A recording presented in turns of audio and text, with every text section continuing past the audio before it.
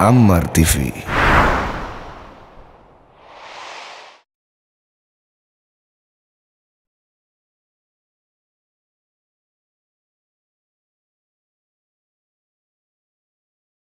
Assalamualaikum warahmatullahi wabarakatuh. Alhamdulillah, kita memuji Tuhan kita Allah subhanahu wa ta'ala atas segala nikmatnya. Zat yang maha hidup berdiri sendiri, zat yang maha perkasa, maha bijaksana. Kalau ia ingin sesuatu dia hanya mengucapkan jadi maka jadilah. Dia telah menggantungkan segala nikmat yang dia berikan kepada kita dengan kalimat Alhamdulillah. Maka sangat wajar kalau kita sering mengucapkan kalimat yang mulia ini. Juga kita panjatkan salawat dan taslim sebagai salam hormat kita kepada manusia yang terbaik, Nabi pilihan dan penutup para nabi-nabi dan rasul, Nabi Muhammad sallallahu alaihi wasallam, sebagaimana Allah dan malaikatnya telah memberikan salam kepada beliau. Masih dalam bahasan kiat-kiat mempertahankan rumah tangga, dan berarti kita sudah membahas 3 poin. Rumah tanggamu adalah ibadahmu, maka ikhlaskan niatmu karena Allah. Itu yang pertama. Yang kedua, anggota keluargamu adalah aset amal jariah dan kunci surgamu. Yang ketiga, jalankan tugasmu dan kewajibanmu. Dan sebagai kata pembuka, saya mengingatkan kembali, rumah tangga itu adalah asas daripada masyarakat. Baik rumah tangga, masyarakat akan baik. Generasi manusia akan baik. Buruk rumah tangga, buruk semuanya. Dan orang-orang yang ada di rumah tangga dimulai dari suami, istri, yang akhirnya nanti akan punya anak menjadi orang tua, anak-anak, kemudian kerabat secara umum. Jadi kalau ini semuanya baik di dalam, pendidikannya baik, yang ditanamkan adalah perintah-perintah Allah, meninggalkan larangan-larangannya, maka akan aman rumah tangga itu dan akan aman masyarakat. Setiap suami istri harus meyakini dan menyadari kalau dia adalah seorang pegawai di sebuah perusahaan. Perusahaan itu namanya rumah tangga. Pemilik perusahaan ini namanya Allah subhanahu wa ta'ala, Tuhan kita. Siapapun yang patuh pada pemilik perusahaan, menjalankan tugas-tugas dan kewajibannya, gajinya, bonusnya akan dia dapatkan. Maka ini ibarat saja, contoh supaya mudah kita fahamin. Saya bilang sama istri saya sama kamu sama-sama pegawai. Kita kerja di satu perusahaan namanya rumah tangga. Pemilik perusahaan ini Allah. Dan Allah sebagai pemilik perusahaan telah menjanjikan setiap orang di antara kita yang menjalankan tugas-tugasnya, maka akan diberikan balasan. Lakukanlah semua tugas itu, bukan karena saya juga bukan karena kamu, tapi karena Allah subhanahu wa ta'ala. Setiap pasangan suami istri menjalankan tugas dan kewajibannya karena Allah tidak akan pernah jenuh. Walaupun mungkin pasangannya punya kekurangan, dia akan bisa menerimanya dan dia berusaha membantunya. Karena dia tahu itu kewajiban pasangannya. Seorang suami kalau tahu istrinya salah, tidak layanin dia misalnya, tidak menjalankan kewajibannya mendidik anak, tidak sholat, dia tahu itu kewajiban istrinya. Istrinya akan dihukum kalau dia tidak ingatkan. Berbahaya bagi si istri. Maka suami kalau karena Allah berumah tangga, dia akan menasihatin istrinya bukan karena hak dia, bukan. Justru karena dia khawatir si istri masuk neraka, dihukum sama Allah. Sama sebaliknya, pahami poin ini penting ya. Sama sebaliknya seorang istri pada saat dia lihat suaminya sedang berbuat salah atau ada hak dia belum dikasih, misal nafkah, misal pendidikan, perlindungan, jangan dia menegur suaminya karena dia itu terlalu pendek, terlalu dangkal. Tapi dia harus berpikir bagaimana mendapatkan pahala dari pasangannya. Saya khawatir kalau kamu nggak berikan nafkah kepada saya, kamu berdosa dengan Allah. Si suami berkata sama istrinya, saya khawatir kalau kau tidak layanin saya, kamu malah dihukum sama Allah, Tuhanku dan Tuhanmu. Kembalikan selalu kepada Allah subhanahu wa ta'ala. Ini akan membuat pasangan suami istri tahu. Bukan hanya sekedar yang membuat kita punya hak dari pasangan kita siapa? Allah. Yang menjanjikan balasannya Allah. Yang melanggar, yang hukum siapa? Allah. Maka harus kembali kepada itu semua. Rumah tangga yang seperti ini asasnya akan bahagia. Tenang sekali.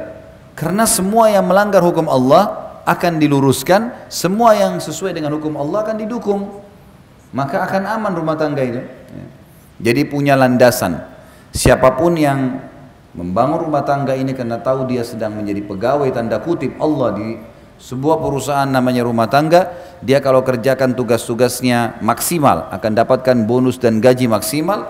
Dia kalau mencuri, melanggar, berkhianat, maka akan dihukum, diancam, gitu kan? Diancam. Dan ancaman Allah SWT bukan cuma sekedar dipecat kayak perusahaan keluar masih bisa kerja tempat lain, enggak. Dimasukin di api neraka, dibakar, disiksa, semua sudah jelas, gitu kan? Jadi seorang muslim punya landasan yang tepat dalam rumah tangganya. Baik, pilar yang keempat sekarang, untuk mempertahankan rumah tangga setelah menjalankan tugas dan kewajiban, kenalilah karakter pasanganmu. Kenalilah karakter pasanganmu. Bapak Ibu sekalian, laki-laki Allah ciptakan memang berbeda sama perempuan. Perempuan diciptakan memang berbeda sama laki-laki. Berbeda secara fisik. Jelas beda. Dari banyak hal, gitu kan? Postur tubuh ada perbedaan. Juga karakter berbeda. Laki-laki lebih cenderung kepada akal fikirannya. Dan yang menggunakan akal fikiran dalam kehidupannya selalu mempermudah permasalahan. Perempuan Allah berikan kepada dia perasaan yang lebih dominan. Karena laki-laki akal fikiran yang digunakan untuk memecahkan banyak permasalahan. Kalau seorang laki-laki sudah buntu dalam satu hal, misalnya menagih hutang, dia akan berpikir untuk mencari jalan keluar lain. Kalau ada sesuatu yang mentok di satu kegiatan, bisnisnya bangkrut, dia akan cari usaha lain. Orang pakai akal langsung masalah solusi, itu gunakan akal pikiran. Orang, dan ini ya hal yang dibutuhkan oleh seorang pemimpin. Perempuan terdominasi dalam dirinya perasaan, karena memang dia butuh perasaan. Anak-anaknya ya, butuh perasaan. Butuh diperhatikan, suaminya butuh diperhatikan, dia butuh merawat rumahnya, butuh perasaan.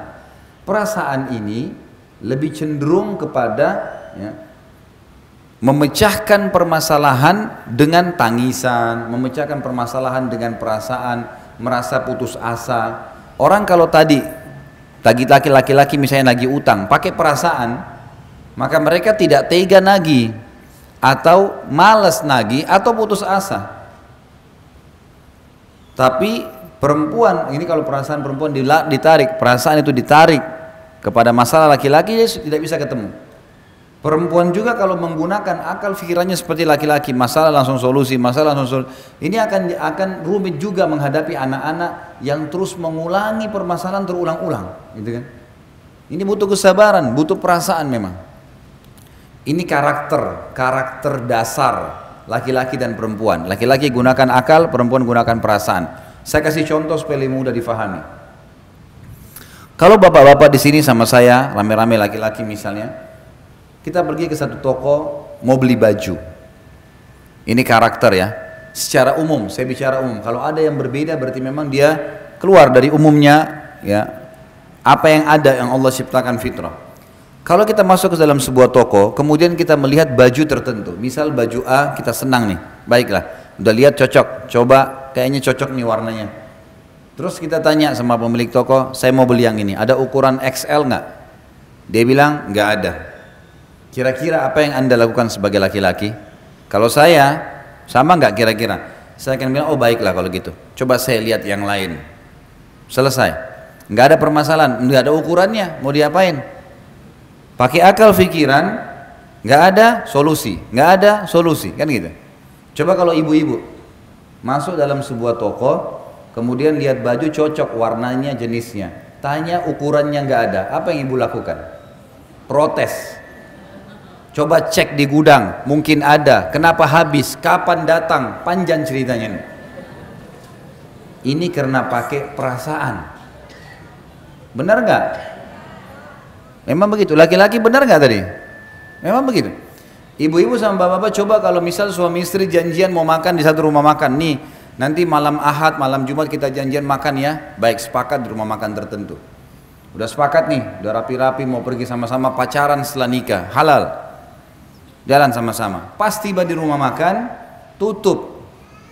Bapak-bapak bilang apa kira-kira? Udahlah kita cari restoran lain. Ibu-ibu enggak, sebentar saya turun dulu lihat, tanya. Kenapa dia tutup? Mungkin masih bisa bungkus, bawa pulang. Nggak bisa. Perasaan. Bahkan tadi baju itu kalau bapak-bapak nggak jadi beli biasa. Kalau ibu nggak dapat 2 hari nggak bisa tidur tuh. Ingat terus tuh baju. Kenapa? Siapa yang beli ya? Nasibnya baik benar tuh. Semua temannya tahu kalau baju itu dia mau beli. Ini karakter ya. Ini kita bicara tentang ada hal yang dasar dalam diri kita masing-masing yang harus dikenal oleh pasangan nih. Nggak boleh dilupakan. Ini karakter. Allah memang kasih begitu ya. Tapi kita dikontrol dengan wahyu. Ada wahyu yang mengontrol kita sehingga perasaan kita, pikiran kita hanya tunduk kepada hukum Allah Subhanahu wa taala. Tapi ini karakter dasar. Kita harus paham nih, gitu kan? Laki-laki karena menggunakan akal pikiran, bila terjadi cekcok misalnya antara suami istri. Ibu-ibu tulis SMS ke suaminya. Begini begitu, begini panjang lebar, 1000 karakter. Setelah ditulis, suaminya laki-laki umumnya kalau baca masalah, oh iya, masa dia tulis gini, oh sudah selesai, dihapus sama dia. Coba kalau suami ibu, bapak-bapak balas ke ibu-ibu nih, dibalas juga 1000 karakter, ibu-ibu baca per huruf, dilihat per huruf, noh ini nih 1 masalah, ini 2 masalah, disimpan sebulan tuh SMS, nggak bakal dihapus. Nanti kalau ribut nih, si istri bilang, kamu itu sampai SMS sama saya begini, suaminya udah lupa, SMS yang mana?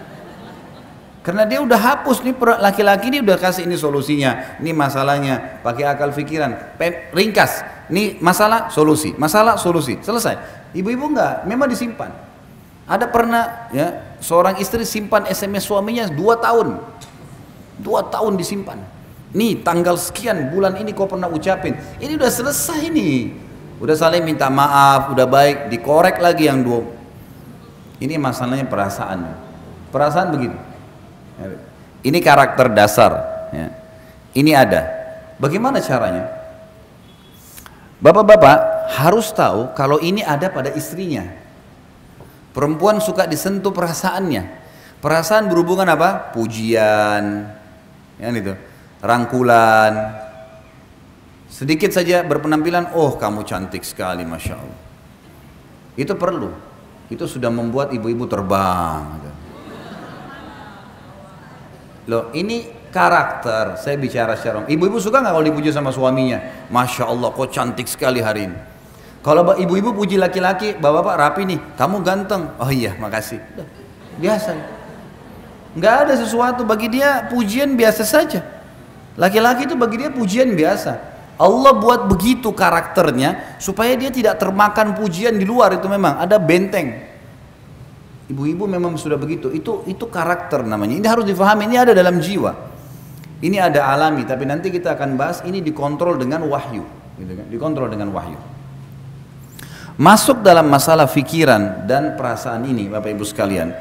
Laki-laki itu karena menggunakan akal fikiran, pada saat istrinya merendah, maka yang muncul respon kasih sayang.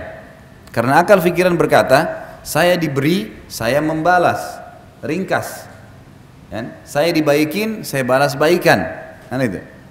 Kalau perasaan berbeda. Perasaan itu kalau ada baikan yang datang, yang dimulai kadang-kadang, ini apa tujuannya nih?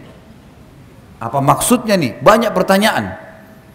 Sekarang kalau bapak-bapak dimasain sama istrinya makanan favorit, enak nih, saya suka ini, sayur asam lah, inilah segala dibuatin baik. Begitu kita pulang dapat, nih saya masain yang, oh Masya Allah terima kasih. Udah selesai, nggak ada pemahaman, nanti istrinya mau apa nih, mau minta apa tuh nggak ada pikiran. Tapi kalau ibu-ibu, suaminya buatin hadiah, ini kasih. Lihat, oh kok tumben kau beliin saya hadiah, ada maksudnya nih.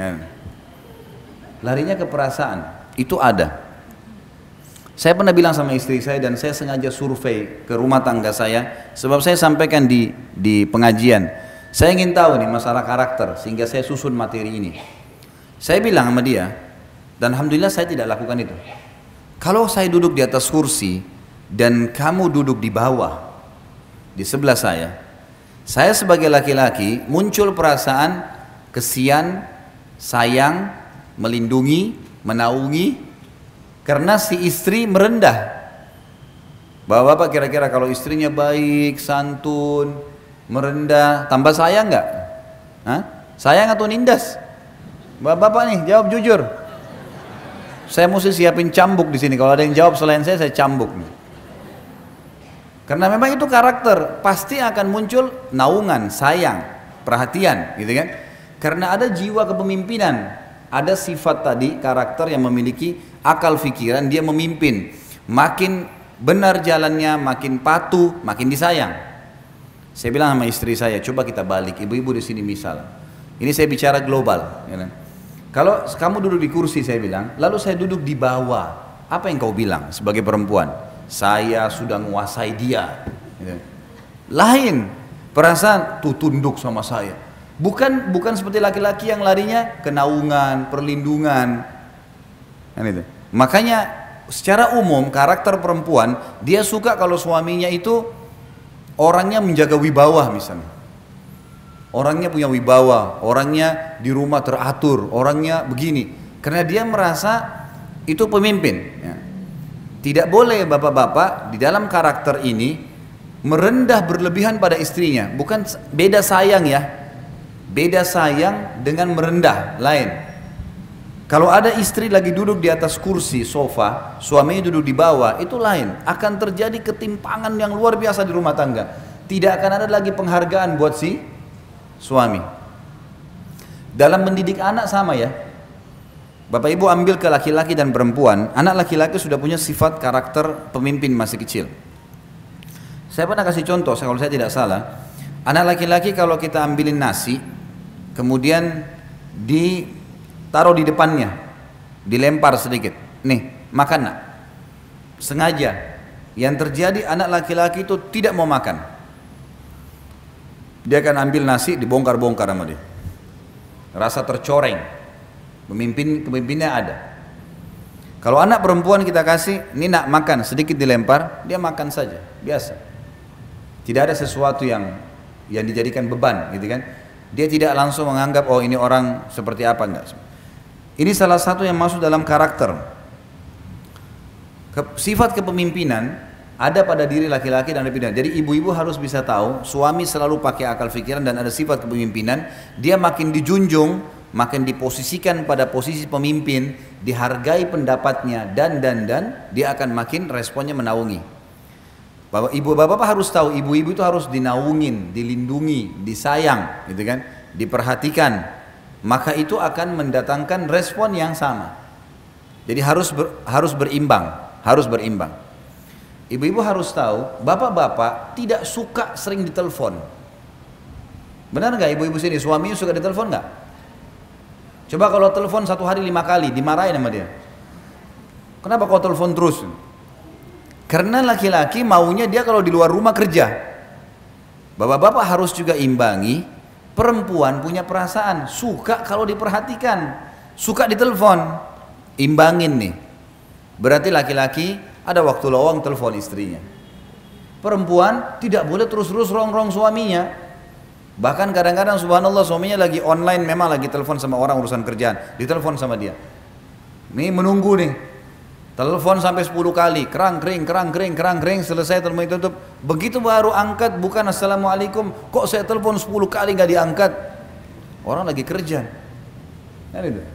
Baik kalau suaminya sabar tuh, iya tadi saya dijelasin sama dia, saya telepon, saya begini. Kadang-kadang enggak, saya kan lagi kerja, assalamualaikum. Nah, kan jadi masalah. Dan ini sekali lagi, setelah cekcok begini misalnya, nanti pulang ke rumah nih, suami pulang ke rumah dia sudah lupa tuh tadi masalah telepon tuh. Laki-laki tuh kalau masuk rumah dia udah lupa tadi tuh. Dia masuk, dia pikir nih istrinya akan sambut makan, tiba-tiba makanan nggak ada, istrinya cemberut, nggak mau lagi pakai baju tidur yang dia suka. Loh, kenapa kamu ini? Tadi kamu SMS atau tadi kamu telepon begini. Dibawa tuh 7 jam di rumah suami, 7 jam dia menderita di rumah. Jadi harus diimbangin nih.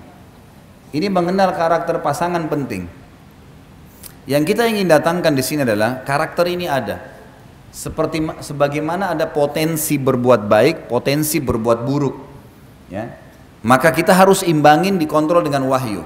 Laki-laki bisa mengenal pasangannya seperti itu perasaannya, maka dia berusaha mengimbanginya. Perempuan mengetahui kalau laki-lakinya begitu karakternya, dia bisa mengikutinya. Kan itu. Ini poin-poin tadi yang saya ingin titik beratkan. Dan mengenal karakter adalah hal yang paling mendasar, salah satu hal yang mendasar pilar dalam mempertahankan rumah tangga. Kemudian yang kelima, pilar yang kelima, hati-hatilah dari musuh yang selalu mengintaimu. Hati-hatilah dari musuh yang selalu mengintaimu, syaitan. Jangan mudah minta cerai bagi perempuan dan jangan mudah menceraikan bagi laki-laki. Apa sebabnya nih? Hadis Bukhari. Nabi SAW bersabda, iblis memiliki singgasana di lautan. Setiap hari anak cucunya melapor, saya baru buat orang mabuk, saya baru buat orang dusta, saya baru buat orang riba, saya baru buat orang zina. Sama iblis dianggap biasa semua. Ya sudah. Pas ada anak cucunya mengatakan saya baru menceraikan suami istri, sama iblis diangkat didudukan di singgasananya, berhenti tugas. Udah, yang penting sudah rusak satu rumah tangga, cerai, itu sudah prestasi yang paling tinggi dikejar oleh iblis. Kenapa? Rusaknya rumah tangga, ributnya suami istri, Bapak Ibu sekalian, akan mengacaukan seluruh masyarakat. Karena kalau ribut dua orang saja suami istri, sudah cukup seluruh keluarganya juga ikut ribut. Lingkungan teman-temannya semua juga ikut ribut, pro kontra. Kalaupun terjadi cerai, anak-anaknya jadi kacau semuanya. Secara kejiwaan masih muda, masih anak-anak, semua terpukul secara kejiwaan. Mau ketemu ayahnya, ibunya nggak kasih. Mau ketemu ibunya, ayahnya nggak kasih, dan seterusnya.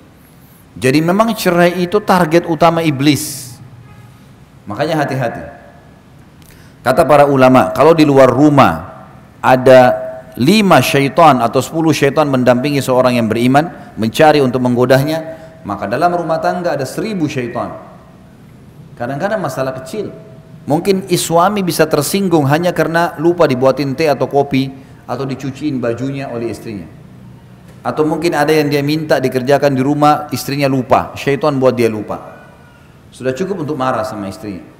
Seorang istri sudah cukup untuk marah, bahkan bisa minta cerai hanya karena ingin diantar ke satu tempat, suaminya belum sempat. Yang betul ada kesibukan. Akhirnya tersinggung, kalau ibumu kau dahulukan, kalau saya tidak, panjang ceritanya. Kalimat cerai lagi, hati-hati. Kata Nabi SAW, jangan main-main di 3 hal. Pernikahan, perceraian, dan rujuk.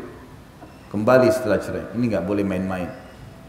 Nggak boleh orang dalam Islam, Bapak Ibu punya teman, kemudian Bapak Ibu punya anak laki-laki, temannya punya anak perempuan. Lalu kita bilang, Bapak Ibu ini bilang sama temannya, nanti anak kita kalau besar kita jodohin ya. Nah, ini dalam Islam berlaku kalau si teman mengatakan, oke, baik, sepakat.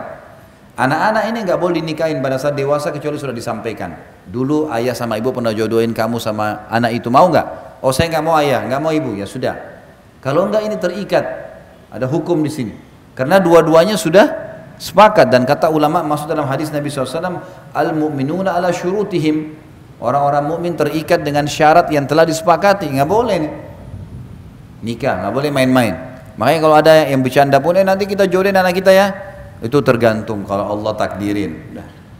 Nggak bisa saya katakan kalau iya ini anak-anak terikat nih, nggak boleh. Cerai nggak boleh nih. Ucapin sembarangan, apalagi bapak-bapak, hati-hati pengucapan kalimat cerai. Dan kata ulama, hikmah kenapa cerai di tangan laki-laki bukan tangan perempuan, karena mereka pakai akal fikiran. Kalau mau menceraikan masih berpikir nih, ini kedepannya bagaimana, ini nanti bagaimana, anak bagaimana, panjang nih ceritanya. Kalau perempuan tidak, pokoknya ceraikan saya tidak mau tahu, besok apa terjadi ini urusan nanti. Padahal kalau sudah diceraikan pergi ke rumah orang tuanya, nyesel juga nanti, jadi masalah juga nanti. Banyak orang begitu. Berapa banyak akhwat muslimat yang tanya kepada saya, Ustaz, saya nyesal Ustaz, saya sudah sering tekan suami saya minta cerai, sekarang akhirnya saya diceraikan, saya mau kembali sudah susah. Suami saya sudah sering ucapin sampai 3 kali. Ya hukum syar'i. Kenapa ibu main-main? Gak boleh main-main. Bapak-bapak juga gak boleh main-main nih. Darurat sekali baru diucapin kalimat itu. Betul-betul patokannya adalah pelanggaran agama.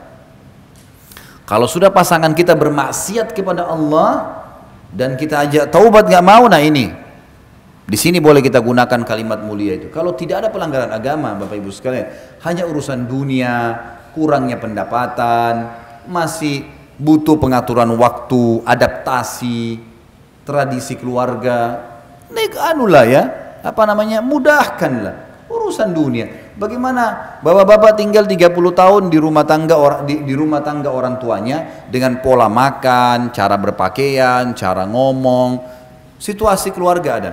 Ibu-ibu 20 tahun, 25 tahun tinggal di orang tuanya juga dengan pola makan, cara hidup. Berbeda ini. Tiba-tiba disatuin dalam satu rumah tangga. Apa mau tiba-tiba langsung hari pertama sudah cocok? Ada adaptasi. Ada adaptasi. Maka kita harus tahu masalah ini. Hati-hati, jangan main-main. Sampai kata ulama bagi bapak-bapak, kalau ada, saya pernah belajar fikih di tingkat 3 kuliah di kuliah dakwah di Madinah. Dosen saya dulu kebetulan wakil, kalau tidak salah beliau wakil hakim di pengadilan agama di Madinah. Beliau bilang kalau ada seorang laki-laki istrinya lagi naik di atas tangga, bercanda dia bilang, kalau kamu naik lanjutin jalan kamu, saya ceraikan. Kalau kamu turun, saya ceraikan. Kalau si perempuan ini tidak mau diceraikan, dia harus turun dari tengah-tengah, kena jatuh tuh tolaknya, walaupun bercanda, nggak boleh. Makanya ibu-ibu jangan sering udah ceraikan saja saya, kita sudah nggak cocok, akhirnya suaminya terpicu ngucapin kalimat itu, nggak boleh. Bapak-bapak juga jangan menekan istrinya dengan selalu, kalau kau tidak mau ikut saya akan ceraikan. Kalau urusan agama boleh, ingat ya, kalau sudah urusan agama hubungan sama Allah, cerai ini boleh dipakai. Tapi kalau urusan dunia, masalah makanan, baju, warna spray, gorden, tinggal di mana, dunia, nggak ada yang dibawa ke kuburan. Mau diapain tuh rumah yang oh ini di Menteng hebat, oh ini cuma di Rawamangun, saudara. Kita kalau naik pesawat yang di Menteng pun jadi kecil tuh, nggak kelihatan lagi. Apa yang mau diperebutkan? Kadang-kadang juga ini hal-hal mendasar yang harus kita fahamin ya. Hati-hati, syaitan selalu mengintai. Maka syaitan kata ulama lebih senang suami istri bercerai daripada terjadi pembunuhan di luar rumah, daripada orang riba. Padahal ini dosa-dosa berat semua nih. Tapi kalau cerai ini luar biasa. Luar biasa, si suami akan sakit kepalanya, kalau cerai istrinya akan sakit kepalanya, hidup mereka jadi tidak tenang, anak-anak jadi korban. Nggak ada orang cerai itu tiba-tiba bahagia, nggak ada. Omong kosong tuh kalau dia bilang saya bahagia, bohong, nggak bisa. Allah sudah satuin awalnya dalam kalimat akad, kalau ada masalah-masalah yang dihadapin, selama bukan pelanggaran agama, toleransi, maafin. Nanti kita jelasin di pilar selanjutnya. Baik. Pilar yang keenam, hati-hati tadi dengan syaitan, jangan iyakan. Semua bisikan buruk, tinggalkan. Pilar yang keenam adalah lapang dada, memaafkan dan meminta maaf. Islam mengajarkan kita Bapak Ibu sekalian yang benar memaafkan, yang salah minta maaf. Dan ingat, jangan nginapkan permasalahan. Tidak boleh nginap, nggak boleh nginep. Begitu ada masalah, duduk baik-baik. Maaf ya, kayaknya kok saya terganggu dengan ini nih. 1, 2, 3, 4, 5. Menurut kamu bagaimana? Istri sampaikan ke suaminya. Suaminya lagi ada masalah. Suami juga begitu. Duduk. Sebentar istriku. Ini terus terang saya terganggu secara kejiwaan. Ada masalah 1, 2, 3, 4, 5. Menurut kamu bagaimana jalan keluarnya? Diskusikan baik-baik, bicarakan, clearkan pada saat itu. Yang salah wajib minta maaf. Ingat, kita pegawai di perusahaan Allah. Yang tidak mau memaafkan dihukum sama Allah tuh, nggak boleh. Maafin, udahlah. Gitu kan? Juga yang salah tidak mau minta maaf ini dihukum juga, nggak boleh. Orang sudah minta maaf nggak mau dimaafin bagaimana? Sudahlah, gitu kan? Dan semua ada pahalanya. Semua ada pahalanya. Bahkan dalam Islam Bapak Ibu sekalian kita dianjurkan memaafkan sebelum orang minta maaf. Misal gini, ada orang menggibah, mencoreng nama kita, atau memfitnah kita misalnya. Sakit hati? Ya sakit hati. Cobaan. Kalau tidak ada cobaan, dari mana kita dapat pahala sabar? Nggak ada pahala sabar. Oh cobaan saya berat, ya makin berat makin besar pahalanya. Kata Nabi SAW, inna idhamal ajr ma idhamal bala. Pahala yang diberikan oleh Allah bobotnya akan seberat cobaannya. Cobaan makin berat makin besar pahalanya. Bahkan cobaan ini Bapak Ibu sekalian ada 2 manfaat besar yang banyak orang Islam tidak tahu. Padahal ini dalam agama mereka. Yang pertama, cobaan itu akan memaksa dia tanda kutip dekat dengan Tuhannya. Dan kita akan jauh dari kemaksiatan. Kita kalau lagi ada cobaan, ada penyakit, ada masalah, tidak ada peluang bagi syaitan untuk membuat kita berbuat dosa tuh. Diajak teman-teman ngumpul-ngumpul, buang-buang waktu. Aduh, lagi ada masalah. Enggak deh, nanti lain waktu. Dan kalau dia lagi ada masalah, berdoa, ibadah sama Allah, pasti khusyuk, enak tuh. Kalau dia berdoa, nangis, kembali kepada Allah ya, dia kembali, itu luar biasa. Luar biasa. Dia akan rasakan kenikmatan doa. Bahkan kalau kita lagi ada masalah, kita berdoa sama Allah, bisa nangis, bisa curhat sama Allah, itu tidak bisa kita rasakan kenikmatannya itu kalau lagi tidak ada masalah. Semua orang menghadapi masalah, Nabi SAW menghadapi masalah, apalagi kita manusia biasa. Tapi cobaan ini datang untuk mendatangkan pahala sabar, gitu kan? Dan kita juga jadi tahu, ya dapat pengalaman dan banyak hal. Dan kita makin dekat dengan Allah SWT. Yang kedua, cobaan itu kalau datang teman-teman sekalian tujuannya untuk meninggikan derajat, mengampuni dosa. Kata Nabi SAW, seorang mukmin terus diuji di dirinya, di keluarganya, di hartanya, sampai dia dan keluarganya bertemu dengan Allah tidak tertinggal satupun dari dosanya, dibersihin dosanya. Cobaan-cobaan akan datang harian, ini, itu, ini, hadapi, pecahin, selesai, hadapi, pecahin, sudah ada pahala. Dan kata ulama, cobaan yang jenis kedua ini, ada derajat-derajat di surga yang orang tidak bisa jangkau, misalnya kecuali dengan 100 tahun sholat malam, 100 tahun puasa, 100 tahun haji, 100 tahun bakti dengan orang tua. Umurnya orang ini cuma 60. Tapi karena keimanannya, Allah mau dia sampai ke derajat itu. Bagaimana caranya? Diuji dengan penyakit 10 tahun. Diuji buka usaha 3 kali bangkrut. Mungkin nanti yang keempatnya baru dia bisa. Diuji orang tuanya yang cerewet, mertuanya, iparnya yang suka datang masalah. Ujian. Hadapi. Hadapi, suka duka kehidupan. Film itu tidak ada yang nonton kalau tidak ada penjahatnya, tidak ada cerita suka dukanya. Kalau datar aja, nggak ada yang nonton, nggak laku filmnya. Riwayat kehidupan, harus ada suka duka. Kita kalau kena hujan nih, lagi hujan-hujan begini, basah. Pengalaman, basah tapi pengalaman. Ada kenikmatan tersendiri kalau dinikmatin tuh. Kalau bahasa saya itu nikmatin prosesnya. Proses dinikmatin. Lagi sakit nih, bangun pagi flu. Oh iya, sabar. Sabar itu terima takdir Allah, kemudian ikhtiar, gitu kan? Kita bangun flu, alhamdulillah. Allah masih uji saya. Mudah-mudahan jadi pengampunan dosa, peninggian derajat. Lalu ikhtiar minum obat.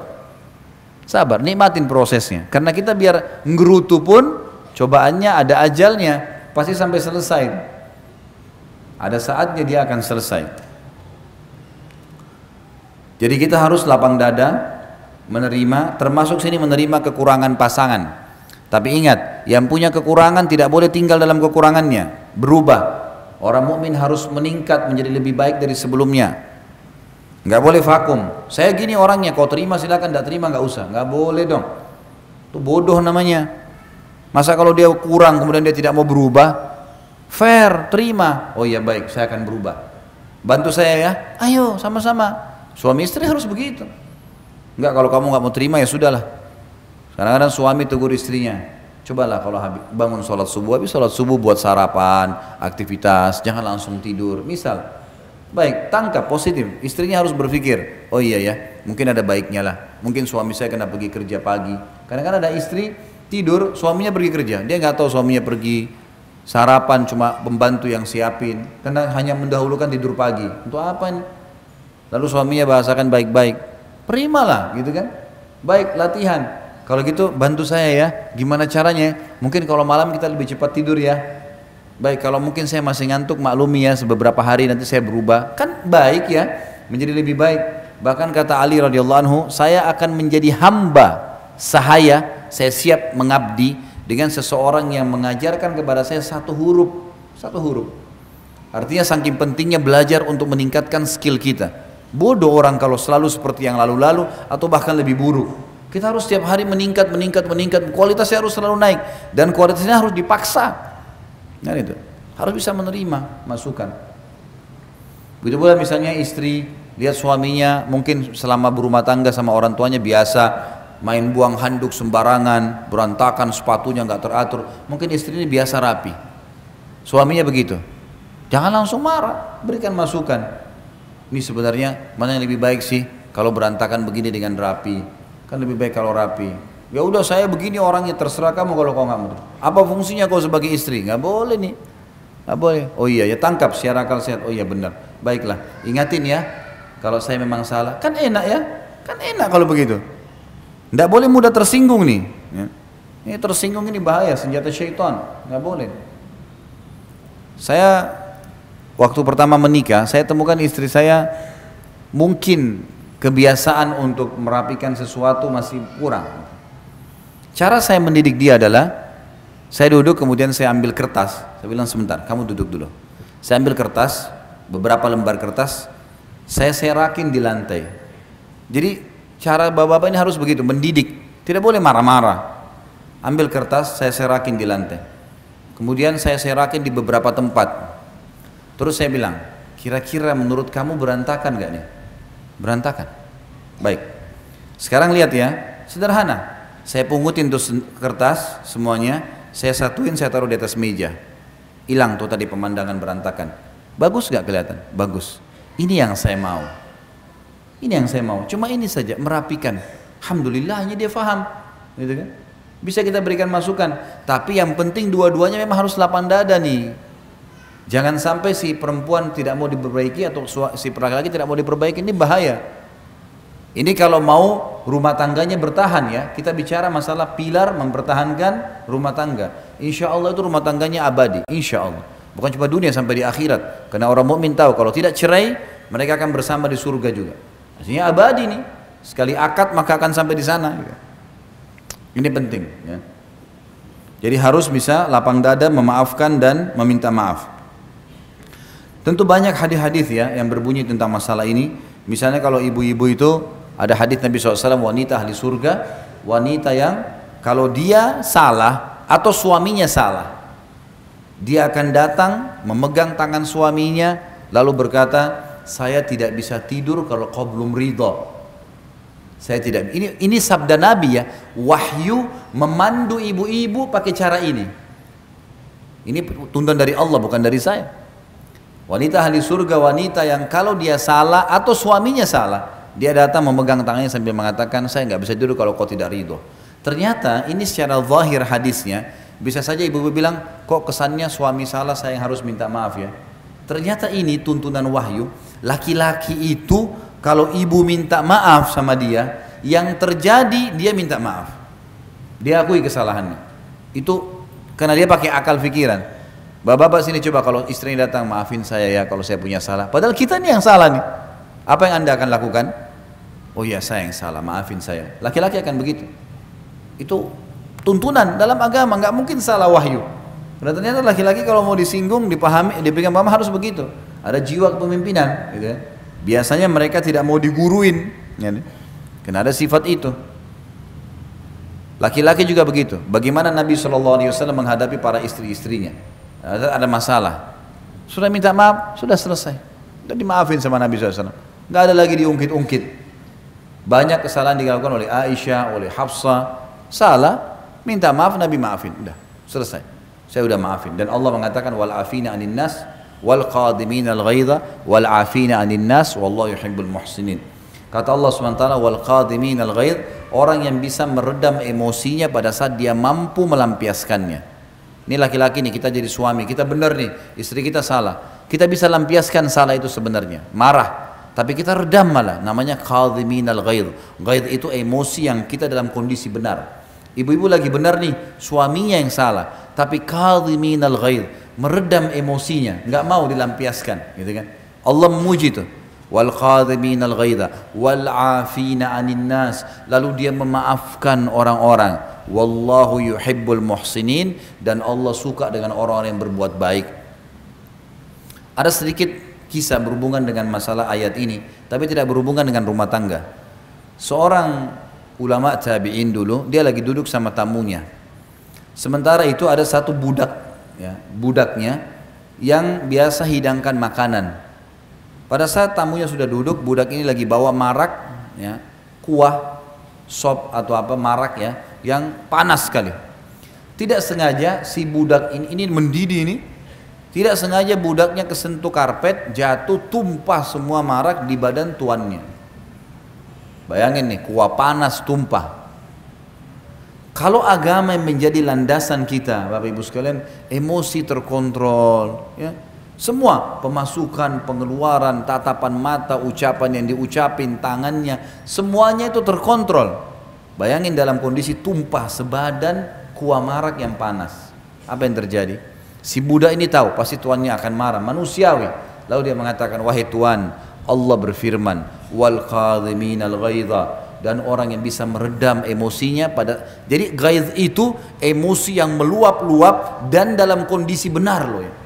Anak kita salah nih, kita bisa mukul dia, tapi kita redam. Pada saat itu justru kita bisa marah dengan pegawai atau pembantu kita, tapi kita redam, gitu kan? Lalu tuannya mengatakan dia redam, baiklah. Tiba-tiba dia tarik nafas dan mengatakan baiklah. Lalu tuan pembantu budak ini pintar, karena dia paham agama, dia juga bilang, karena dia tidak sengaja tadi, bukan sengaja nuang.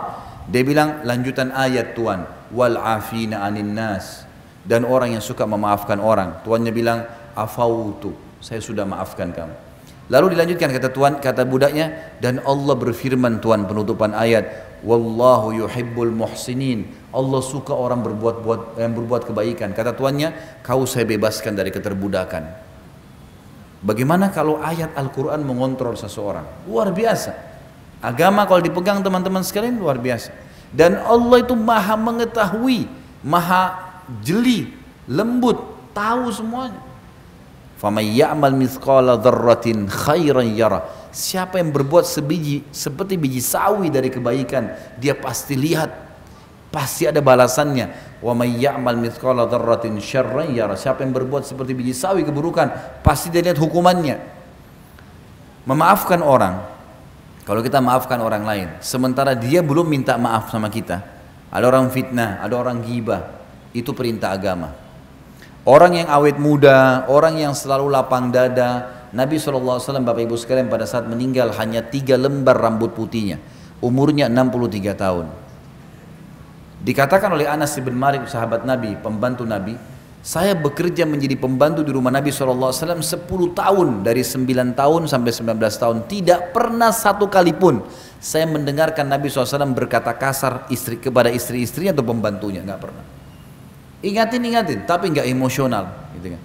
Sehingga Allah SWT berikan dia kelebihan yang luar biasa. Istrinya pun akhirnya jadi malu dengan Nabi SAW, karena orangnya tidak pernah marah, kecuali hukum Allah SWT dilanggar. Karena Aisyah berkata radhiyallahu anha dalam riwayat lain, riwayat Bukhari, Rasulullah SAW tidak pernah marah kalau berhubungan dengan haknya, hak pribadinya, duniawi, dimaafin sama dia, kecuali hukum Allah dilanggar. Kalau sudah hukum Allah lain, maka Nabi SAW berubah wajahnya menjadi merah karena dilanggar hukum Allah Subhanahu Wa Taala. Ini tidak boleh.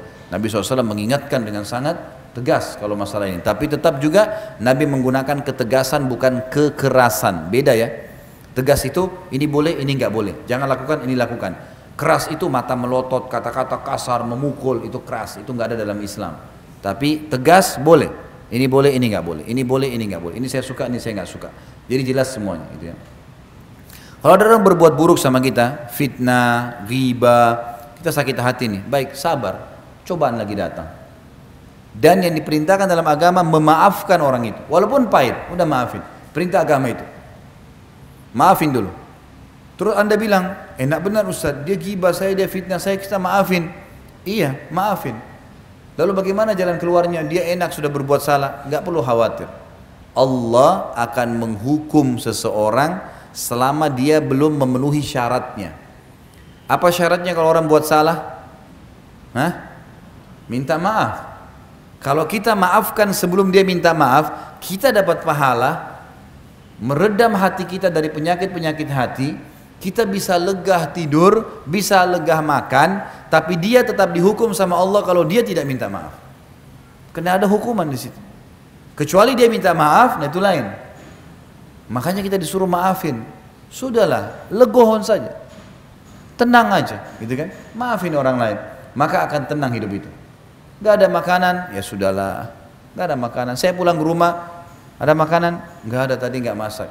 Bisa saya beliin di sebelah Padang, beli aja nggak apa-apa, bawa sini. Nggak masak, makanan. Mau ribut gara-gara tidak masak, sudahlah, maafin. Asal jangan juga istri ini setiap saat tidak masak juga, akhirnya suaminya mungkin mau cobain masakannya yang jadi masalah. Selama urusan dunia, toleransi saja, maafin, kan gitu. Tapi kalau urusan agama nggak boleh, nggak pakai jilbab, nggak tutup aurat, nggak sholat, nggak jalani kewajiban. Nah ini lain. Bisa ditangkap ya. Kemudian kita pindah pilar yang ketujuh. Jangan libatkan orang ketiga dalam rumah tangga kecuali ahlinya. Jangan libatkan orang ketiga dalam rumah tangga kecuali ahlinya. Dalam kurung ulama. Tidak boleh siapapun masuk ke dalam rumah tangga Bapak Ibu kecuali alim ulama. Tidak boleh. Orang tua kah, mertua kah, apalagi teman. Aduh, sudah. Jangan libatin. Rumah tangga saya lihat yang sering kacau tuh, orang yang setiap orang datang rumahnya pasti mengubah sesuatu. Saya waktu awal-awal nikah punya pengalaman. Saya bilang sama istri saya, ini tembok rumah ini adalah rumah tangga kita. Saya pemimpin, kamu wakil saya. Keputusan di tangan saya. Salah, tidak sesuai hukum Allah, ingatkan. Benar, terapin. Jangan libatkan orang ketiga masuk ke sini. Karena di sini saya punya peraturan, keinginan, kamu juga punya keinginan. Keinginan kita yang kita satuin, bukan keinginan orang lain. Pernah satu waktu, istri saya tiba-tiba duduk sama saya terus ngobrol sama saya. Kak, gajinya pegawai fulan berapa? Ada pegawai saya di restoran, oh gajinya sekian. Si fulan berapa? Sekian. Si fulan berapa? Sekian. Sudah mulai tanya, ini 17 orang, satu-satu sudah mulai ditanya, sudah 3 orang. Saya bilang sebentar. Kamu ini sudah ketemu siapa? Siapa yang sudah kamu temuin tadi? Kenapa kok tiba-tiba seumur hidup belum pernah campurin urusan kerjaan saya, kok sekarang malah mulai nanya gaji, mulai tanya ini? Rupanya ada tamu kami datang dari luar Jakarta, kemudian nginep di rumah. Terus orang ini, istri saya bilang, orang itu Kak yang bilang, katanya kita ini harus tahu semua yang berhubungan sama suami. Jadi akhirnya saya mesti tahu gajinya pegawai, penjualannya kakak berapa, segalanya lah. Saya bilang gini, saya setuju. Kalau kamu mau tahu semua saya kasih tahu. Tapi jangan salahin saya kalau kepala kamu pecah. Ini masalah saya sebagai laki-laki ini luar biasa. Nagih utang, ajapin pegawai, macam-macam, yang absen, yang datang, yang curang, macam-macam. Sekarang kamu ini enak sekali. Apa yang urusannya? Urusan kalau ngantuk tidur, lapar makan, sholat, urus anak-anak, mati masuk surga. Enak kan? Kenapa tambah program nih? Ibu-ibu ini udah apa tambah program nih? Capek-capekin diri. Wong tugas kita ada waktunya di dunia, kan gitu. Ternyata orang ketiga nih kalau masuk harus kita punya prinsip. Nggak boleh nggak. Bangun prinsip. Ada orang bisa mengubah rumahnya 7 kali warna rumahnya diubah. Gara-gara 7 orang tamu yang datang. Kenapa kok pakai warna putih, gitu kan? Bagusnya ini warna biru, ubah warna biru. Nanti besok tamu lain lagi datang, coklat, pelimplang, nggak bisa. Kenapa warna putih ya? Saya suka warna putih. Selesai. Ini rumah tangga saya kok. Kenapa sofa kamu begitu? Kenapa nggak beli sofa begini? Oh ini saya suka. Oh ini suami saya hadiahkan. Saya terima kasih sama dia, alhamdulillah. Dah. Jangan biarin orang itu masuk ke semua urusan kita. Ada orang memang subhanallah fudul gitu. Masuk ke rumah orang, lihat dapurnya, buka lacinya, macam-macam diperiksa. Apa ini? Gelasnya orang pecah sedikit, gelas kamu itu pecah. Loh, gelasnya orang, biarin aja. Wong dia memang begitu kan, masa dia nggak tahu kalau gelasnya pecah? Pastilah dia tahu, gitu kan? Kontrol diri, jangan masukin. Kita ada ruang dalam rumah kan ada namanya ruang tamu. Ada ruang keluarga. Tamu ya di ruang tamu. Ada urusannya masuk ke dalam-dalam. Ini masuk dalam kamar tidur suami istri. Sedangkan anak kita saja ada waktu dalam Islam boleh dia izin. Ada waktu tidak boleh dia izin masuk. Nggak boleh. Malam hari itu nggak boleh spontan-spontan main langsung anak-anak masuk. Ada larangan dalam Islam. Mungkin orang tuanya lagi lepas pakaian. Mungkin nggak boleh. Apalagi tamu orang lain ini nggak boleh sembarangan. Di rumah tangga itu Bapak Ibu sekalian ada namanya wilayah haram. Wilayah yang haram nggak boleh orang lain masuk. Kamar tidurnya bapak ibu nggak boleh orang lain masuk. Tidak boleh, jangan masuk. Kita juga kalau punya anak-anak menikah jangan masuk di kamarnya anak kita, nggak boleh, jangan masuk. Itu betul-betul kamar mereka, mungkin berserakan, maaf pakaian dalam di sana, mungkin ada sesuatu yang memang hanya suami istri yang harus tahu, kan jadi masalah. Untuk apa ini? Nggak perlu, gitu kan? Ini ada wilayah haram. Kecuali darurat sekali mungkin orang tua kita datang butuh kamar mandi, ya. Kemudian mau masuk di kamar mandi, ada kamar mandi yang mungkin kamarnya beliau tidak ada kamar mandinya yang kita kasih, baik silakan di kamar, nggak masalah. Tapi kalau ini umum semua orang, ada orang subhanallah temannya semua tahu kalau bentuk kamarnya bagaimana. Ini saya sarankan jangan ya. Ya, ini bukan masalah sombong, bukan, tetapi memang tidak boleh. Orang ketiga ini kalau masuk, orang ini melihat dengan mata, dia berpikir dengan akal, dia punya telinga, kemudian dia juga punya kesenangan, ya, dia punya suka sesuatu, maka dia pasti nyampaikan apa yang dia suka. Ini berbahaya nih. Banyak ibu-ibu protes sama suaminya, minta gonta-ganti HP, gonta-ganti mobil, hanya karena temannya begitu, tetangganya begitu. Ini orang yang pelimplang, nggak ada tujuannya. Bahkan pernah saya temukan kasus ada rumah tangga ribut gara-gara tidak digantiin HP, padahal istrinya tidak ngerti bagaimana pakai HP baru itu. HP lama saja belum mengerti, cuma bisa SMS sama telepon. Yang lain belum tahu, terus mau ganti HP baru hanya karena gengsi. Perlihatkan orang. Kenapa ini? Untuk apa gengsi? Kita harus punya prinsip. Ini harus ditanamkan. Rumah tangga kita punya cara sendiri, gitu kan? Ini penting untuk diketahui agar jangan sampai sembarangan. Nah, orang-orang yang bisa kita ceritakan tentang permasalahan kita hanya ahlinya, alim ulama, karena mereka akan memandu kita kepada jalan keluar agama. Banyak orang punya masalah rumah tangga, orang tuanya dilibatkan. Orang tuanya sendiri punya masalah rumah tangga. Ada banyak orang yang dilibatkan ibunya cerai sama suaminya, gitu kan? Akhirnya dituntun anaknya cerai aja sama suamimu. Ikuti langkahnya dia. Banyak begitu. Bapak-bapak diminta panduan, dia tidak suka sama istrinya. Dia bilang sama anaknya, ceraikan aja. Ayah juga dulu ceraikan istri. Udahlah, nggak apa-apa. Kan jadi salah semuanya. Tapi kalau alim ulama beda. Allah berfirman, Rasulullah bersabda, kan diingatkan. Harusnya begini, sabar, pertahankan, ini solusinya, ruqyah, ini, itu, macam-macam. Jadi harus yang terlibat orang ketiga. Ya, orang yang ketiga adalah para alim ulama. Dan ini yang terjadi di kehidupan sahabat. Mereka kalau ada masalah, mereka langsung ya, menuju kepada Nabi SAW. Dan Nabi yang pecahin. Nabi SAW yang pecahin dalam masalah rumah tangga mereka.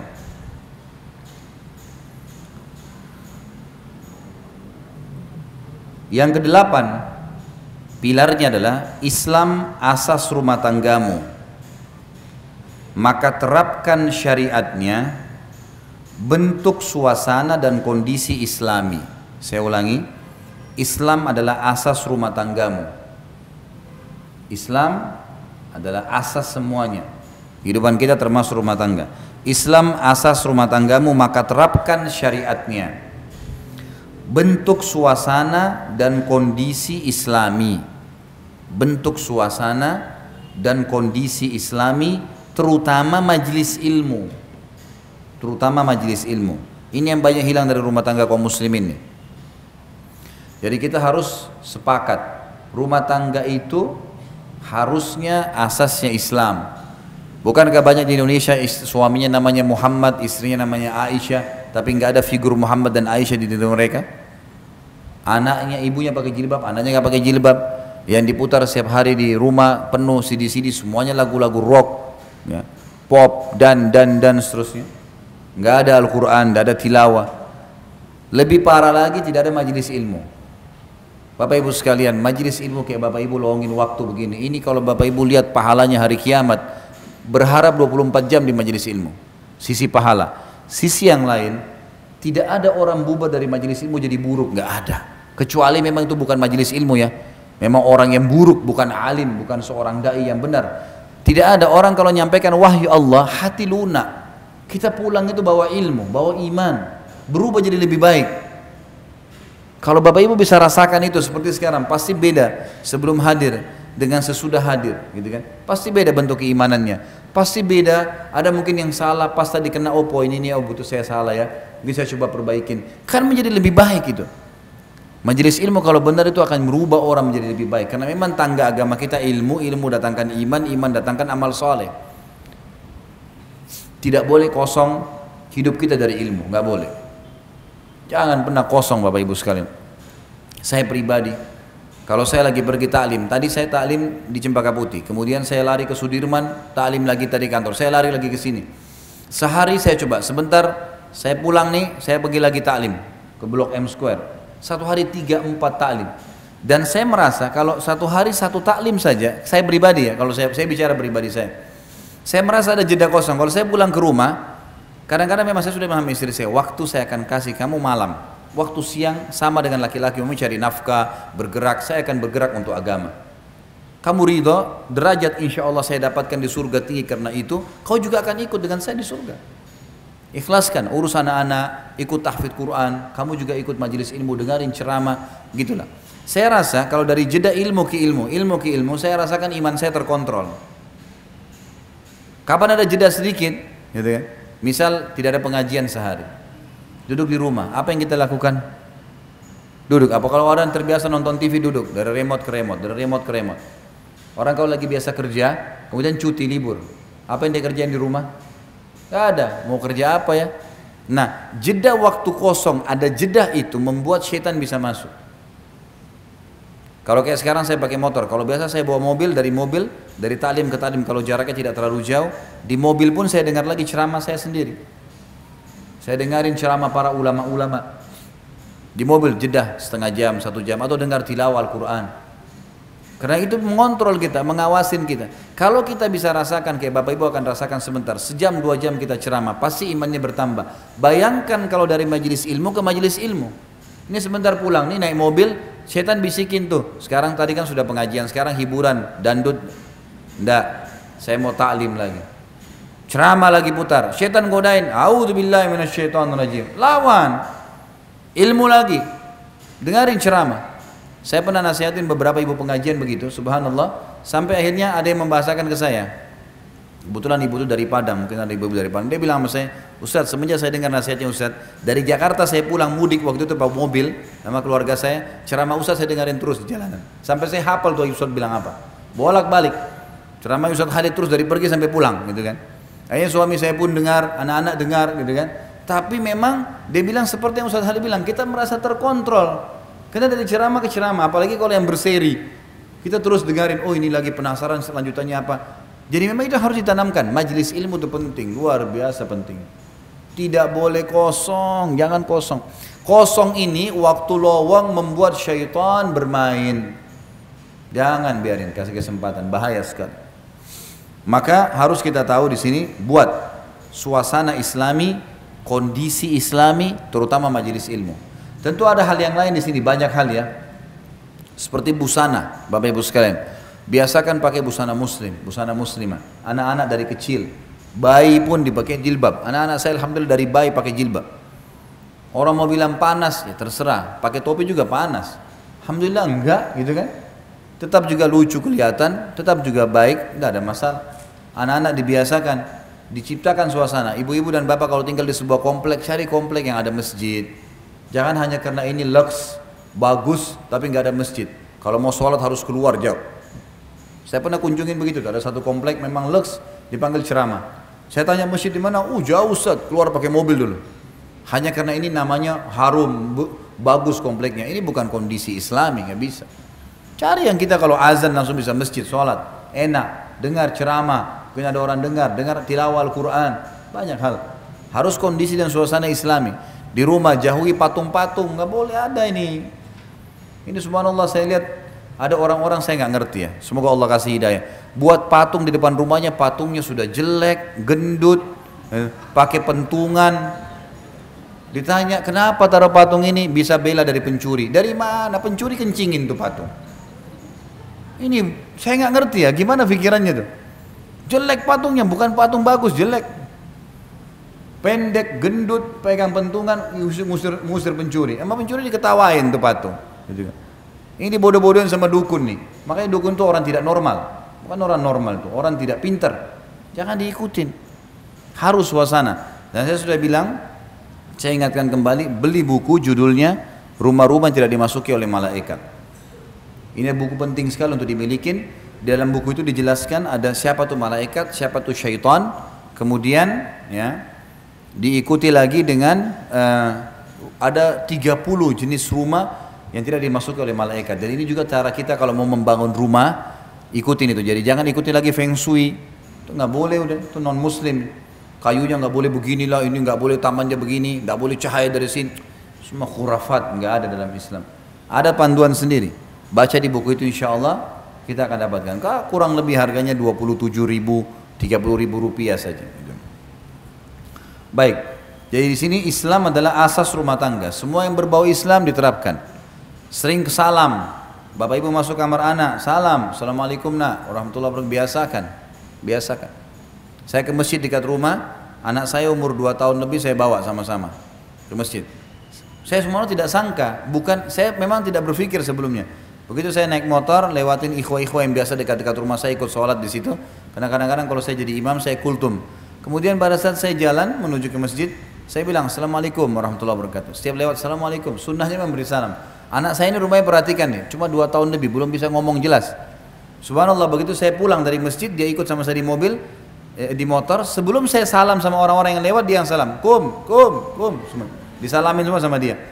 Tertanam bagaimana ke masjid. Dia kalau azan tolak, abati, Allahu Akbar, disuruh sholat.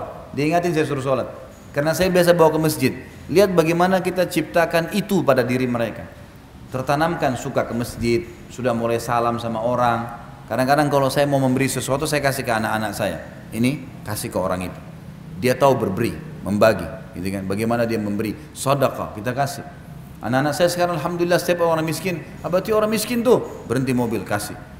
Mereka tunjukin tuh, karena saya tertanam. Bayangkan anak-anak terdidik sampai dewasa, sudah terbiasa lihat orang miskin langsung berhenti kasih. Tanamkan itu, Islam yang ditanamkan dalam pikiran mereka. Bukan malah kalau makan, udah makan nak, enggak usah kasih orang, kamu kenyang duluan dulu. Mana cara didikannya? Islam asasnya, harusnya begitu. Baik, selanjutnya yang ke-9. Jam berapa azan? Hah? Ini mau dilanjutin atau pertanyaan? Hah? Lanjutin, baik. Yang ke-9, nasihat menasihati. Nasihat menasihati. Ini perintah agama. Kata Nabi SAW, ad-dinun nasihat. Agama ini adalah nasihat. Jadi kita saling mengingatkan, saling menasihati. Ibu-ibu harus bisa menerima kalau dinasihati sama suaminya. Bapak-bapak juga harus bisa menerima kalau diberikan nasihat oleh istrinya, gitu kan? Landasan hukumnya adalah hadis riwayat Bukhari. Nabi SAW pernah waktu di Sulhu Hudaybiyah. Tahu Hudaybiyah ya? Hudaybiyah itu sekitar 80 km dari Mekah. Bapak Ibu kalau lagi umroh, coba negosiasi sama travelnya, minta kami bisa nggak mampir ke Hudaybiyah. Hudaybiyah itu biasanya banyak peternakan unta, dan orang kalau mau beli susu unta biasa di situ, Hudaybiyah. Jadi biasa kalau mau ke Madinah dari Mekah, kalau Mekah dulu baru ke Madinah, itu biasanya bisa lewat Hudaybiyah, gitu kan? Yang jelas di Hudaybiyah ini pernah ada kejadian di zaman Nabi SAW, beliau keluar sama 1.400 orang sahabat mau umroh, tapi oleh orang Quraisy ditahan di Hudaybiyah, nggak boleh keluar, nggak boleh masuk Mekah. Sahabat-sahabat itu geram. Mereka kebetulan pakai ihram tapi bawa pedang. Lalu mereka mengatakannya, Rasulullah kita lawan saja nih. Nabi SAW mengatakan tidak boleh. Tidak ada perintah Allah. Kalau Allah perintahin jihad kita lawan. Kalau enggak boleh. Malah turun wahyu, Allah menyuruh kita pulang ke Madinah. Udah mengalah. Tapi dijanjikan kita akan menguasai Mekah nanti.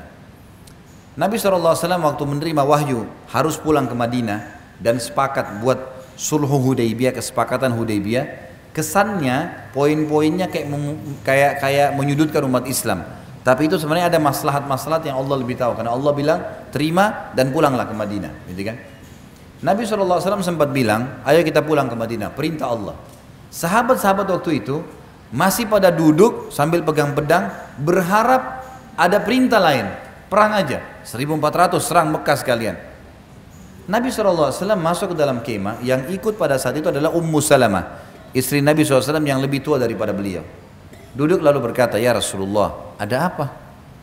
Kata Nabi SAW, dan ini juga ibu-ibu boleh kalau suaminya lagi bingung, lagi kelihatan sedih, datang nanya, ada apa? Kata Nabi SAW, Allah perintahkan mereka untuk pulang ke Madinah. Dan sebelum pulang, orang kalau pergi umroh dan tertahan, misal kita lagi berangkat umroh atau haji, di tengah jalan harus pulang, misal terjadi peperangan, nggak bisa gitu kan, dan sudah melewati tempat niat miqat, maka harus cukur, tahallul, baru bisa ganti baju biasa, gitu kan. Nah di sini Nabi SAW suruh tahallul, cukur rambut kalian dan kita pulang ke Madinah. Sahabat-sahabat masih duduk, bukan mau membangkang dengan Nabi SAW, tapi mereka masih berharap ada wahyu yang turun menyuruh perang, gitu kan. Maka Nabi SAW masuk dan berkata kepada Ummu Salamah, saya khawatir azabnya Allah turun nih, karena sudah ada perintah Allah kita belum kerjakan. Sahabat-sahabatku masih berharap perang, Allah larang, Allah suruh pulang ke Madinah. Lalu kata Ummu Salamah, ini nasihatnya, ya Rasulullah, tidakkah anda memulai mencukur rambut anda duluan? Anda keluar, cukur rambut duluan depan mereka. Kata Nabi SAW, pendapat yang baik.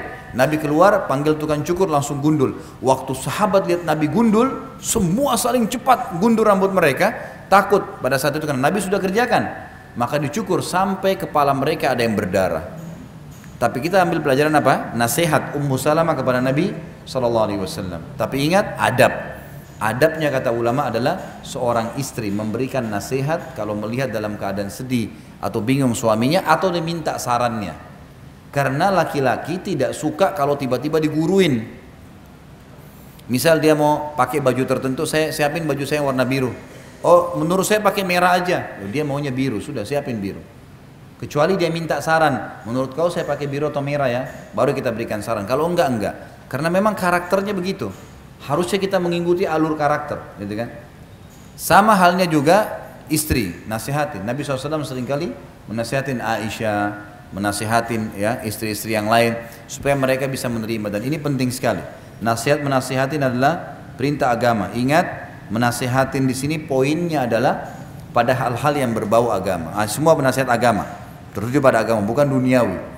Dalam arti kata, panduannya adalah agama. Yang ke-10, sabarlah dunia sebentar dan akhirat target hidupmu. Sabar. Baru melahirkan, tentu ibu-ibu dan bapak tahu, anak bayi kadang-kadang nangis malam, kadang-kadang gini, mesti dibersihin kotorannya. Ada sabar di situ, gitu kan? Kadang-kadang ada saatnya seorang istri jenuh di rumah, suaminya sabar, jenuh, berhari-hari dengan aktivitas yang sama, masak, cuci, bersihin rumah, masak, cuci, bersihin rumah. Ada waktu dia butuh bersama-sama.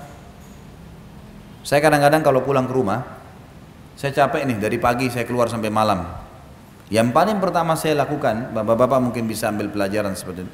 Saya kalau pulang ke rumah, maka pada saat saya taruh tas laptop atau saya masuk ke dalam rumah setelah salam, istri saya sambut saya panggil dulu dia duduk. Duduk, saya juga sambil rileks saya tanya, gimana kabar kamu hari ini, apa yang kamu lakukan? Maka dia cerita pengalaman dia yang 8 jam saya tinggalkan setengah jam. Begini, macam-macam, anak-anak inilah itulah. Ada yang perlu saya tanggapin, yang tidak, oh iya, baiklah, sabar, gini, udah setengah jam. Ternyata ibu-ibu ini karena tadinya menampung 8 jam nunggu suaminya, dia juga butuh didengar. Oh tadi anak-anak ini ada yang jatuh, ada begini, ada yang telepon, ada yang datang, ada yang... Bapak-bapak jangan egois, dengar tuh. Kalau bapak-bapak tidak buka diri untuk menerima keluhan istri, dia keluhan ke laki-laki lain nanti. Nah boleh. Nanti kalau sudah laki-laki lain curhat baru masalah, jangan. Dengarkan. Coba duduk dengarin. Itu ternyata setelah setengah jam semua unek-uneknya sudah hilang, habis. Saya nggak minta diaturin makan, tiba-tiba lupa mau makan ya. Ya makan, silakan siapin makan, tidak apa-apa. Saya juga sambil rileks. Istri saya juga akhirnya tungguan penantian dia 8 jam selesai, karena saya dengarin masalahnya. Yang perlu saya tanggapin, yang tidak gitu kan, selesai. Banyak suami egois, pulang, istrinya sudah tunggu nih 8 jam, pulang ke rumah langsung masuk, mana makanan? Saya capek, tidur langsung, masuk kamar. Istrinya lihat dia, ini apa nih manusia? Betul kamu capek kerja, saya kan juga capek ngurus rumah. Butuh pendamping, butuh curhat, butuh bicara. Perempuan punya perasaan. Padahal tidak butuh waktu banyak teman-teman sekalian, tidak butuh waktu banyak. Duduk bicara sama pasangan, menatap wajahnya, menatap mata itu tidak butuh waktu banyak. Dengarin ucapannya, nasihatin, rangkul itu penting. Sama halnya ini kalau suami, istri juga begitu. Suaminya pulang, maka walaupun ada hajat yang mendesak, yang didahulukan adalah kebutuhannya dia. Begitu datang, mau minum, mau makan sesuatu, saya siapin dulu. Kalau dia bilang nggak usah, temani saya duduk. Ya udah temani duduk. Selesai, mungkin suaminya ini mau cerita. Tadi di jalan hujan, tadi begini, tadi macet, dengarin aja. Oh iya dia cerita begini, oh iya gitu, oh iya. Berarti kalau besok harusnya bawa jas hujan, oh kalau mungkin besok begini, oh nantinya begini, nanti besok saya siapin sarapan hangat ya, dan. Sudah selesai setengah jam, kemudian sudah lihat nih suami ada lega, dia sudah sampaikan masalahnya. Karena subhanallah menceritakan sesuatu itu penting ya. Kita kalau kekang sendiri masalah kita, itu malah jadi masalah. Tapi kalau kita bicara dan Allah jadikan suami istri itu sebagai pendamping untuk itu, menjadi tempat penampungan, kita nampung. Setelah selesai ibu mau sampaikan hajatnya apapun tidak ada masalah. Ini penting untuk diketahui. Ibu-ibu ada rahasia untuk, saya sudah pernah sampaikan kalau tidak salah, bagaimana suaminya bisa memenuhi hajatnya. Penuhi pandangan matanya, penuhi perutnya, penuhi kemaluannya.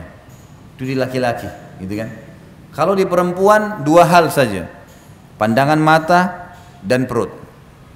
Maksudnya di sini apa yang dia senang dilihat, yang dia lagi pengen dipenuhi. Makanan di rumah siap.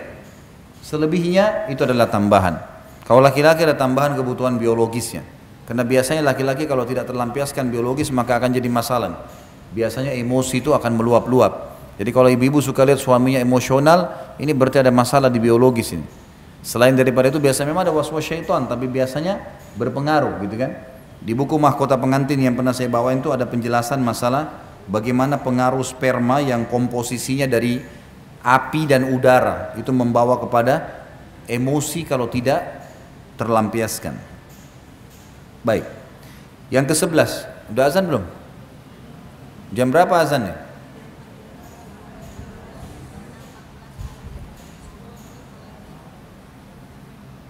Berapa menit lagi? 10 menit lagi ya. Baik. Yang keberapa sekarang?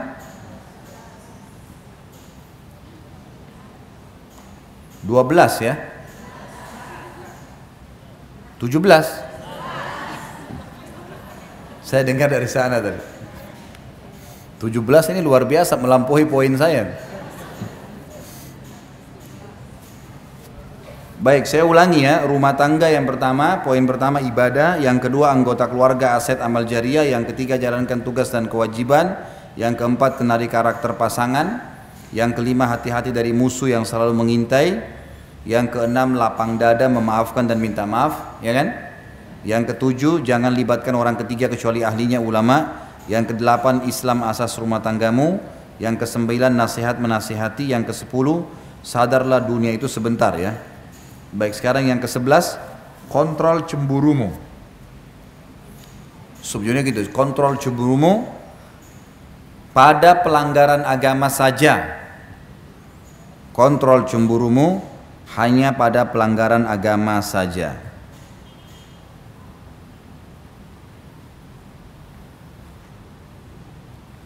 Cemburu adalah sebuah nilai positif dalam Islam. Tapi dia sebuah potensi yang bisa benar bisa salah. Laki-laki yang tidak cemburu pada istrinya disebutkan dalam agama dengan dayyuth.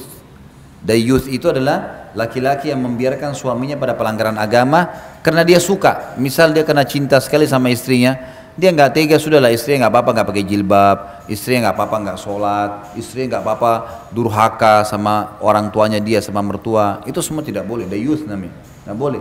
Dalam Islam haram. Gitu kan? Dia tidak boleh, ya, dia harus punya kecemburuan. Seorang istri juga punya kecemburuan terhadap suaminya, tapi kecemburuan ini harus pada pelanggaran agama saja. Tidak benar dalam Islam kalau ada suami atau istri cemburu dengan anaknya. Misal, ada banyak terjadi begitu. Istrinya sibuk urus anaknya, suaminya datang, tetap anaknya terus dipenuhi. Suami cemburu, masa anak terus kamu urus, kamu nggak urus misalnya. Gimana caranya dia cemburu sama anak sendiri? Ibu-ibu gitu, Kalau anak-anaknya minta sesuatu langsung suaminya beli. Kalau dia mungkin masih ditunda sama suaminya. Masa anak-anak minta langsung dikasih, kalau saya ditunda? Masa anak dicemburuin gitu kan? Nggak nyambung ini. Ya. Nggak boleh cemburu dengan orang tua. Masa kalau orang tua kamu dahulukan, kalau saya enggak? Nggak boleh. Ibu-ibu hati-hati. Bapak-bapaknya harus tetap bakti dengan orang tuanya walaupun sudah menikah. Ibu harus mendukung suaminya supaya sering kunjungin orang tuanya. Harus selalu bakti sama orang tuanya. Kalau ibu beda, ibu sudah menikah, maka bakti pertama kepada suami. Tetap bakti dengan orang tua, tapi libatkan suami di situ. Suami juga harus tahu, orang tua walaupun nomor 2 ya, bagi istrinya, tetap ada poin nomor 2. Setelah dia harus ada orang tuanya. Berikan kesempatan kunjungi orang tuanya, bakti dengan orang tuanya, harus begitu. Maka ini poin harus difahamin nih, tidak boleh keliru dalam masalah-masalah seperti ini, supaya betul-betul bisa sejalan ya, supaya sejalan. Cemburu harus dikontrol. Ada orang cemburu juga, misal dengan ya, ipar, laki-laki, suaminya ibu, ayahnya ibu, anaknya ibu nanti, itu punya kewajiban membiayai saudarinya ya. Sudah tahu belum hukumnya? Jadi kalau anak perempuan masih hidup ayahnya yang tanggung. Kalau ayahnya meninggal, siapa yang tanggung? Saudaranya, saudara laki-lakinya. Itu ada kewajiban tuh, gitu kan? Makanya kata Nabi SAW, ibumu, ayahmu, saudarimu, gitu kan? Baru kemudian pindah ke kerabat-kerabat yang lain. Jadi memang dia punya hak tuh. Jadi kalau suaminya ibu bantu iparnya ibu, udahlah, gitu kan? Yang penting dia jalankan kewajiban, nafkahnya ibu terpenuhi. Saya sudah jelaskan di poin pada saat membahas masalah kewajiban, hak dan kewajiban. Ibu cuma boleh ambil hak nafkah, selebihnya jangan diambil dari suami, biarin dia bersedekah.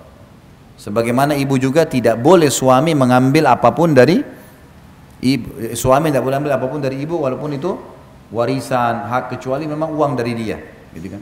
Ini sudah pernah kita jelaskan masalah itu. Jadi ini cemburu harus dikontrol nih, tidak boleh kecuali dalam pelanggaran agama saja. Ada banyak orang sering menyalahkan Aisyah radhiyallahu anha. Ini saya terus terang sangat tidak setuju. Selalu yang diangkat, bahkan ada ustadz-ustadz yang angkat tentang cemburunya Aisyah radhiyallahu anha. Aisyah pencemburu, Aisyah begini, Aisyah begitu. Kesannya Aisyah ini buruk sekali. Dan selalu yang diangkat cemburunya, sampai ada di antara mereka yang bilang, kalau istri saya tidak cemburu saya mau ceraikan. Subhanallah, ini gimana nih? Harus ada penjelasan. Kalau cemburu buta itu nggak boleh. Cemburu dalam pelanggaran agama ya, betul. Pelanggaran agama, suaminya selingkuh, suaminya dusta, ini cemburu boleh. Karena ini pelanggaran agama. Suami juga begitu. Tapi kalau nggak boleh. Nggak boleh cemburu buta. Saya akan angkat beberapa riwayat tentang Aisyah radhiyallahu anha. Yang pertama, cemburunya Aisyah radhiyallahu anha dengan Khadijah. Pernah Nabi SAW lagi duduk sama Aisyah tengah siang hari. Kemudian tiba-tiba saja ada suara orang yang memberi salam, gitu kan? Beri salam. Begitu dia berikan salam, Nabi SAW tiba-tiba berdiri, buka pintu, buru-buru. Sepertinya orang ini suaranya dikenal gitu. Begitu dibuka ternyata ada 2 orang wanita.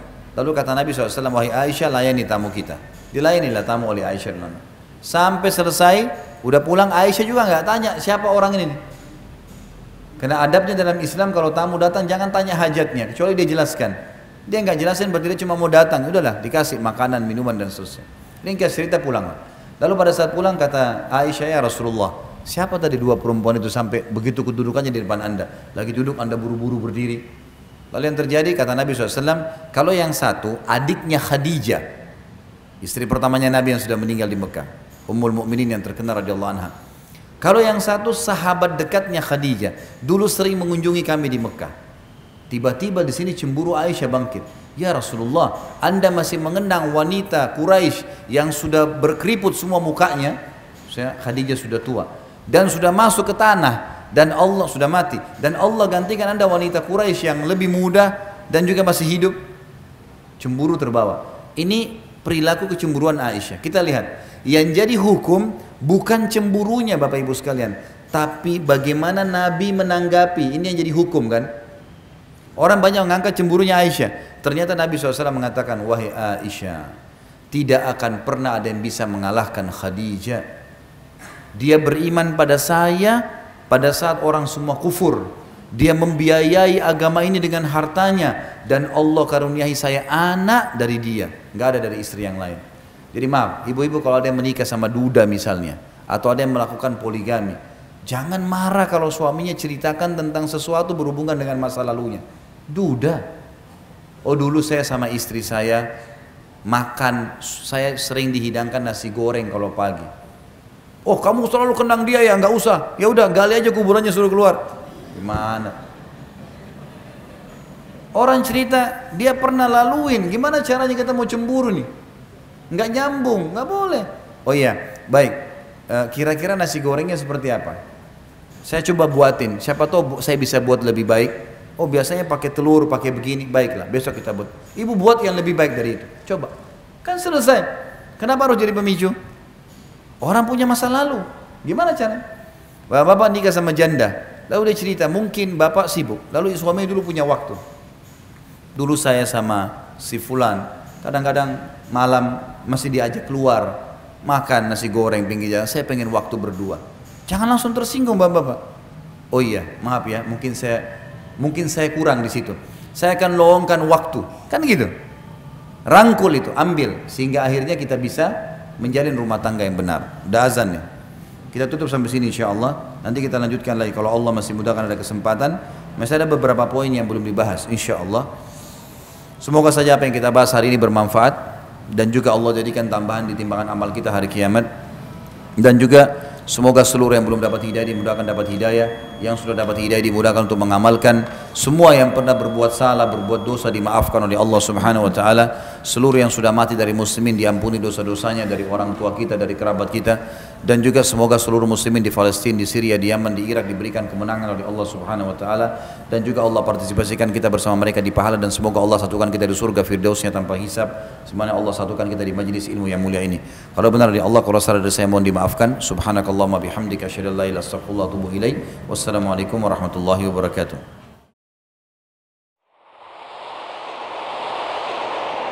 Ammar TV.